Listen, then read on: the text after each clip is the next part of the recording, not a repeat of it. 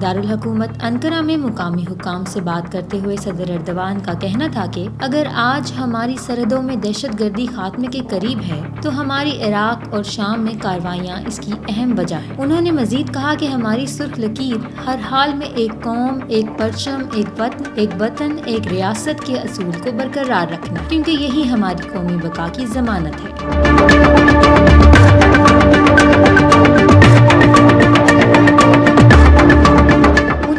کہ ترکیہ اس وقت تک انسداد دہشت گردی کی کارروائیاں جاری رکھے گا جب تک کہ آخری دہشت گرد کا خاتمہ نہیں کر دیتا۔ صدر ایردوان کا مزید کہنا تھا کہ ہم اپنی سرحدوں سے باہر اپنی کارروائیاں جاری رکھے ہوئے ہیں۔ ہم دہشت گردوں کے ہمارے وطن کو عدم استحکام کا شکار کرنے کے عزائم کو کامیاب نہیں ہونے دیں گے۔ صدر ایردوان نے کہا کہ ترک انٹیلیجنس شمالی شام میں دہشت گردوں کے بنیادی ڈھانچے اور سرگنوں کے خلاف انتہائی کامیاب کارروائیاں کر رہی ہے۔ انہوں نے کہا کہ PKK کے دہشت گرد گروپ سے تعلق رکھنے والے آئل ریفائنری سمیت کل 70 اہم تنصیبات کو تباہ کر دیا گیا ہے۔ ان کا کہنا تھا کہ جہاں بھی ان کے لیے ایسے ذرائع ہوں گے ہم ان ذرائع کو تباہ کر دیں گے۔